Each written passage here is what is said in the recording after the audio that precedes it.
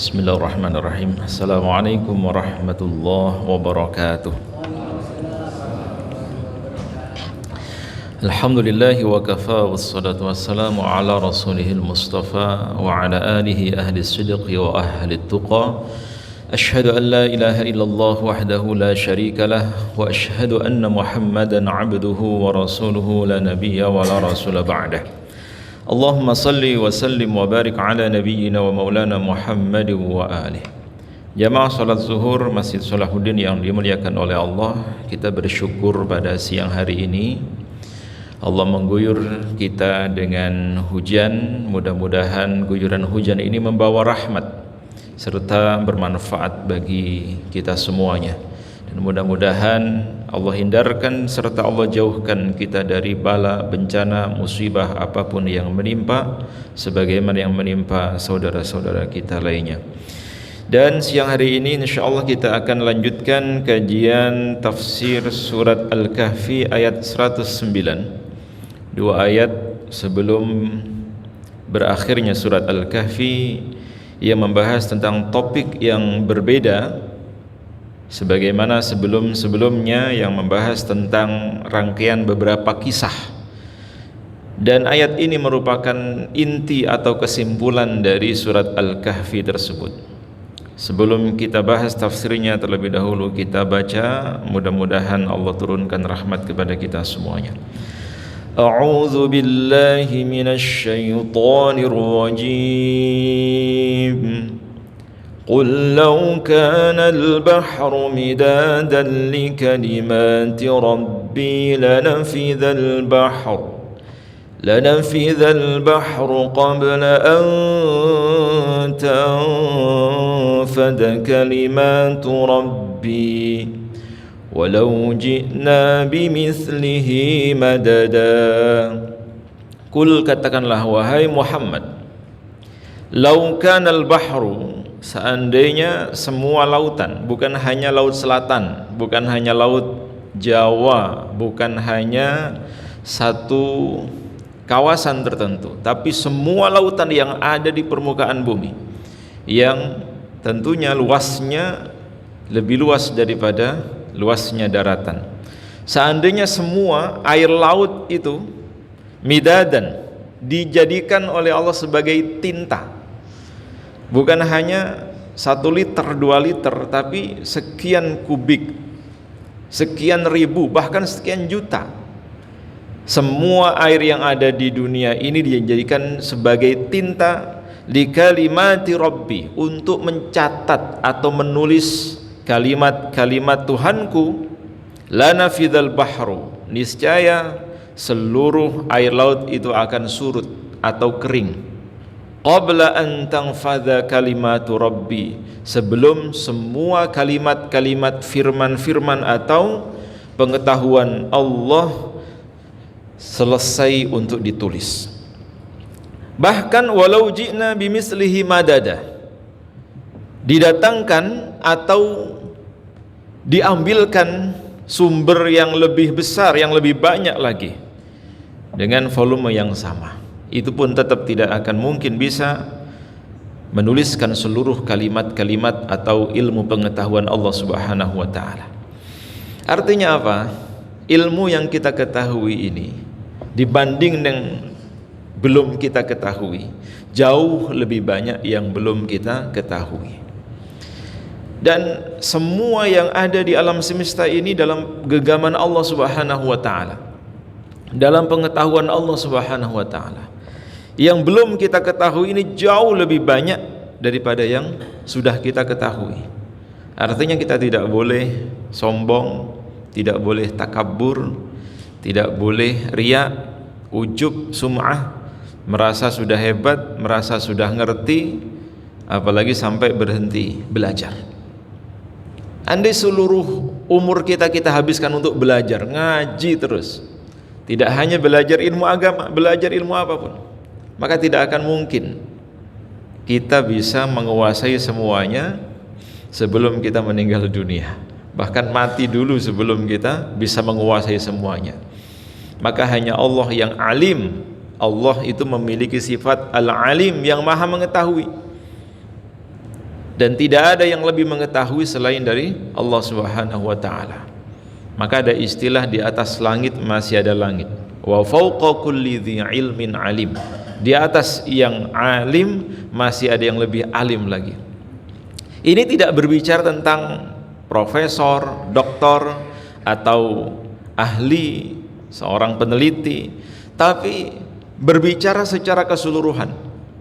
Ilmunya Allah itu tidak bisa dikalkulasi atau dihitung dengan kemampuan manusia, baik itu yang berkaitan dengan ilmu umum atau yang berkaitan dengan ilmu agama dan lain sebagainya. Walaupun sebetulnya tidak ada dikotomi mau ilmu agama, mau ilmu umum, ilmu tata kelola negara dan lain sebagainya, semua adalah ilmunya Allah Subhanahu wa taala. Adapun Al-Qur'an itu hanya rangsangan-rangsangan untuk mengembangkan ilmu pengetahuan yang lebih luas lagi. Sebagian dari ilmunya Allah itu ya disimpan di dalam Al-Qur'an. Maka orang yang benar-benar memahami Al-Qur'an tidak hanya bisa membaca, tidak hanya cukup dengan menghafal, tapi dia memahami isi kandungan Al-Qur'an. Dia sebetulnya sudah mengerti sebagian dari ilmunya Allah Subhanahu wa taala. Dan ilmunya Allah yang jauh lebih luas itu masih tersimpan di Lauh Mahfuz, yang belum tercatat, yang belum diketahui oleh umat manusia lainnya. Nah, sebagian mufassir menjelaskan sababun nuzul atau sebab turunnya ayat ini sebagaimana yang diriwayatkan dari Ibnu Abbas radhiyallahu an, beliau mengatakan qalatil yahudu lamma qala lahumun nabiyyu wa ma utitu minal ilmi illa qalila. Ketika Rasulullah berbicara kepada orang-orang Yahudi ketika menjelaskan surat Al-Isra ayat 85, wa ma utitu minal ilmi, dan kalian tidaklah diberikan ilmu oleh Allah illa qalila, kecuali amat sangat sedikit. Manusia yang hebat, yang pinter, yang IQ-nya mungkin di atas rata-rata, itu juga baru sedikit dari pengetahuan yang Allah berikan kepada mereka.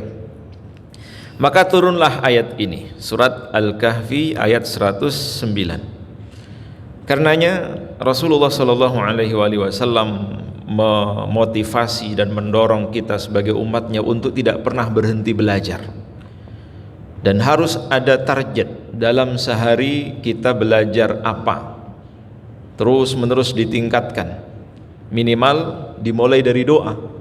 Sehingga Rasulullah itu tiap pagi tidak pernah meninggalkan doa memohon agar dikaruniai oleh Allah ilmu yang bermanfaat. Allahumma inni as'aluka ilman nafi'ah. Ya Allah, berikanlah kepadaku ilmu yang bermanfaat. Yang kedua, warizqan thayyiba, dan rizki yang baik, rizki yang halal, rizki yang berkah, rizki yang menambah kita sehat, rizki yang menambah kita bahagia, rizki yang menambah keluarga kita menjadi harmonis, rizki yang membuat anak-anak kita menjadi anak-anak yang soleh dan solihah, rizki yang membuat kita semakin dekat dengan Allah Subhanahu wa ta'ala. Dan yang ketiga, wa amalan mutaqabbalah, dan aku memohon kepada engkau agar amalanku, ibadahku engkau terima. Nah, dari tiga doa ini Rasulullah menempatkan yang pertama, memohon ilmu, karena ilmu ini cahaya. Dengan ilmu ini kita bisa tahu segalanya. Dengan ilmu ini kita bisa selamat. Dengan ilmu ini kita bisa tenang. Dengan ilmu ini kita bisa lebih berhati-hati. Maka kita harus punya program, punya target setiap hari ada tambahan ilmu. Ilmu yang bermanfaat. Apa indikator ilmu yang bermanfaat itu? Ilmu yang bermanfaat adalah ilmu yang semakin mendekatkan seseorang kepada Allah, mengenalkan dirinya kepada Allah, kepada Tuhannya. Dan ilmu yang bermanfaat itu adalah ilmu yang bisa menambah rasa takut seseorang kepada Allah Subhanahu wa ta'ala. Tapi kalau ilmunya bertambah, tambah gelarnya, tambah startanya, namun justru semakin jauh dari Allah, maka itu yang disebut ilmu yang tidak bermanfaat. Banyak orang yang punya ilmu tapi tidak bermanfaat ilmunya. Kenapa? Tidak bisa mengamalkan. Dan ilmunya bertolak belakang dengan perilaku atau perbuatannya. Jadi bicara tentang ilmu ini tidak ada habisnya. Maka sehebat apapun seseorang, seluas apapun pengetahuannya, tidak boleh menisbatkan pada dirinya, tapi menyandarkan semuanya hanya kepada Allah Subhanahu wa taala. Dulu sezaman dengan Fir'aun itu hidup dua sosok manusia yang paling berjasa di masanya. Yang pertama adalah Qarun. Siapa yang tidak kenal Qarun? Yang sangat kaya raya, yang harta bendanya tidak bisa dihitung oleh orang yang hidup di zamannya sampai sekarang. Nah, Qarun itu ketika ditanya dari mana semua ini, dengan bangganya dia mengatakan, ya dari ilmuku, dari kerja kerasku, dari usahaku. Dia menyandarkan semua yang dimiliki kepadanya, bukan kepada Allah yang memberikannya. Kemudian yang kedua, ada yang bernama Haman. Haman ini arsitekturnya Fir'aun. Semua bangunan-bangunan landscape yang ada di Mesir saat itu dibangun oleh Haman. Sampai dia membangun menara yang sangat tinggi agar mereka bisa melihat di mana Tuhannya Nabi Musa itu, di mana Tuhannya Musa. Ya, katanya Nabi Musa itu Tuhannya di atas, maka Haman ini membangun menara atau tower yang sangat tinggi, menawa bisa melihat Tuhannya Nabi Musa. Apa yang terjadi kemudian? Ketika mereka semakin membanggakan ilmunya, membanggakan kekuatannya, membanggakan kemampuannya, maka saat itulah Allah membinasakan mereka. Karena sehebat apapun seseorang, seluas apapun ilmunya, ada keterbatasan-keterbatasan yang tidak akan bisa dihindari. Kalau tidak pikun, lupa, atau mati, ya. Maka ilmu ini pun tidak ada yang abadi. Karenanya kita tidak dituntut untuk hanya memperbanyak ilmu, tapi bagaimana caranya ilmu yang kita miliki bisa bermanfaat untuk diri kita dan orang lain. Ilmu yang menjadi syafaat, ilmu yang menjadi penolong bagi kita. Dan di antara ciri orang yang alim, orang yang berilmu adalah menyandarkan semua pengetahuannya, semua yang dimilikinya kepada Allah Subhanahu wa taala. Hadza min fadli Rabbi. Ini semua adalah karunia Tuhanku. Oleh karena itu, jamaah yang dimuliakan oleh Allah, satu penggal ayat 109 dari surat Al-Kahfi ini menggambarkan bukan hanya satu botol, bukan hanya 1 liter tinta yang habis digunakan untuk menuliskan satu ilmu pengetahuan, tapi seluruh mata air, bahkan luasnya samudra itu seandainya digunakan untuk menulis kalimat-kalimat Allah tidak akan mencukupinya. Satu contoh misalnya, kalau kita menulis paper walaupun tebalnya sekian ratus halaman atau buku, saya kira tintanya tidak lebih dari 1 botol, apalagi 1 liter. Itu bisa digunakan untuk menulis semuanya. Kalau 1 botol yang kecil itu dihabiskan, pasti tidak hanya 100-200 lembar, bahkan ribuan lembar baru habis. Lalu bagaimana dengan luasnya ilmunya Allah Subhanahu wa taala yang tidak akan pernah bisa habis walaupun menggunakan 1 samudra yang ada di permukaan bumi untuk menulisnya. Bahkan di akhir surat Luqman itu Allah sendiri yang mengatakan, tidak hanya lautan itu dijadikan tinta, tapi semua tanaman-tanaman yang ada di atas permukaan bumi itu dijadikan penanya. Itu pun tidak akan cukup untuk menghabiskan kalimat-kalimat Allah. Saking luasnya, saking banyaknya pengetahuan Allah Subhanahu wa taala. Yang intinya, sebagai orang yang alim, kita harus memiliki ilmu padi. Semakin alim, semakin menunduk, semakin tawadhu. Bukan semakin congkak, bukan semakin angkuh, bukan merendahkan orang lain.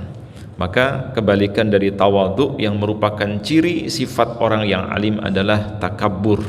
Sebagaimana Rasulullah mengatakan, al-kibru batarul haq wa ghamtun nas. Orang yang sombong itu bukan orang yang seolah-olah flexing, ya, suka yang branded, bukan itu.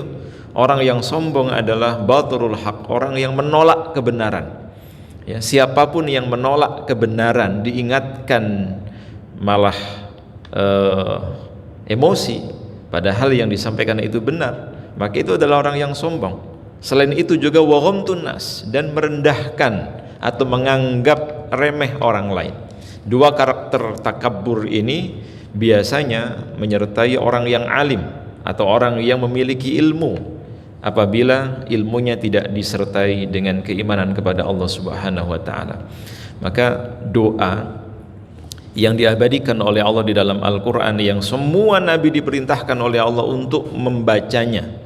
Kalau hanya berkaitan dengan harta, tidak ada perintah untuk meminta agar diperbanyak hartanya, diperbanyak kedudukan atau jabatannya. Tapi kalau ilmu, justru Allah perintahkan kepada semua nabi-nabinya untuk memohon agar ditambahkan dan terus menerus dapatkan ilmu. Sebagaimana yang disebutkan di dalam surat Thaha ayat 114, Rabbi zidni ilma.